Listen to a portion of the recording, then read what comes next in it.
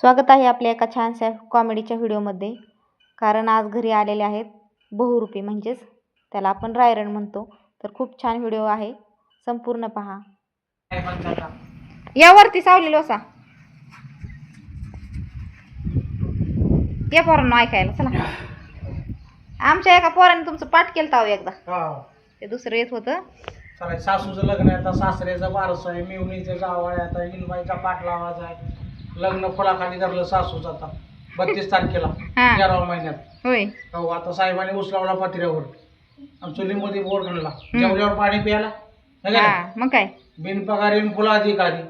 दंगल झाली चाले घरी. किती पगार आहे तुम्हाला? बिनपगारी फुला अधिकारी म्हणलं का नाही? पगारच नाही नाही की. आणि दंगल झाली चाले घरी. आता पेनार सोडून द्यायची, बिगर पेनार अटक करायची. आणि ही अडवणी केलं का नाही या पोरांनी ना? हो, मला फोन करा. बर बर चालतंय. त्याला धरून यायचं का पकडून यायचं? त्याला गाडी आणली आता टायर काढून. अयो, हा, बिगर टायरची गाडी आणली तुम्हाला पकडाय. नंबर घ्या माझा 9860 बोकड एक पाठ नंबर आहे साहेबांचा. बर बर चालतंय. आता हेलिकॉप्टर उतरवली जाऊ वड्यामध्ये. वड्यात उतरवलं हो, पंक्चर झालं म्हणून. होय, चालू झालं तुमच्याकडे आता. पंक्चर काढा आणायचं सायकलच्या दुकानात. येणार आहे मोदी, येणार आहे पंक्चर काढला. मोदी येणार आहे. हो, लय मोठा माणूस बोलावला. हलके नाही होत पंक्चर गाडी. दिवाण म्हणल्यावर कुठलं आहे गाव? कोणतं? काष्टी. होय, जवळच आहे. हो, राहायला काष्टी. आपल्या लहानपणी हे रायरंड किंवा बहुरूपी सतत फिरत असायचे बघा, भरपूर असायचे त्यावेळी. आणि लहानपणी हे दिसले ना लांबून, आम्ही एवढं घाबरून ह्यांना पळायचो. पण आज छान वाटलं यांच्यासोबत, छानशा गप्पा मारल्या. मस्त होते काका बोलायला पण. नंतर आमच्या अंगणात तिथं नारळाचं झाड दिसल्यानंतर त्यांनी विचारलं नारळ मोठे झालेत का? मागितलं नव्हतं, पण मी स्वतःच मग त्यांना एक नारळ पाणी पिण्यासाठी दिला. मग असं आता कोण म्हणतं की काम करत नाही, फिरून खातात, परंतु ते काही कायम मागत नसतात. आणि आपल्या दारात आलेल्या व्यक्तीला आपण म्हणजे मोकळं जाऊन द्यायचं नाही, ही आपली परंपरा आहे. म्हणून मी त्यांना नारळ काढून दिला तिथला. असं काय आपण मोठं त्यांना देत नाही. 2 शब्द छान बोलले, त्यामुळं मस्त वाटलं. छान कॉमेडी केली आणि नंतर ते गेले गप्पा मारून.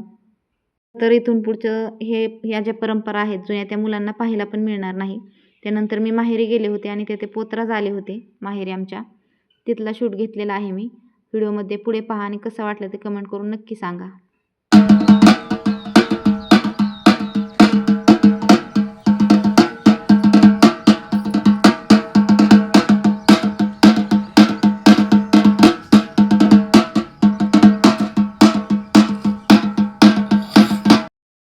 तर हे जे पोतराज आहेत, मी लहान असल्यापासून तिथे येत होते आणि एकदम 12-13 वर्षानंतर मी हे पाहिलं होतं त्यांना तिथं, त्यामुळं शूट घेतला.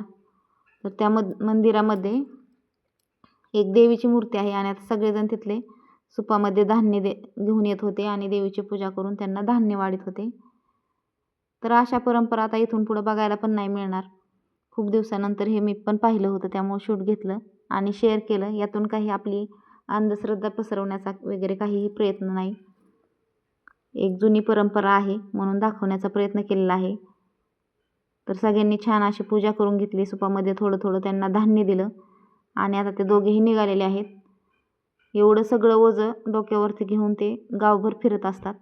तर व्हिडिओ कसा वाटला कमेंट करून नक्की सांगा आणि व्हिडिओ आवडल्यास आपल्या चॅनलला लाईक, शेअर, सबस्क्राईब करायला अजिबात विसरू नका. धन्यवाद.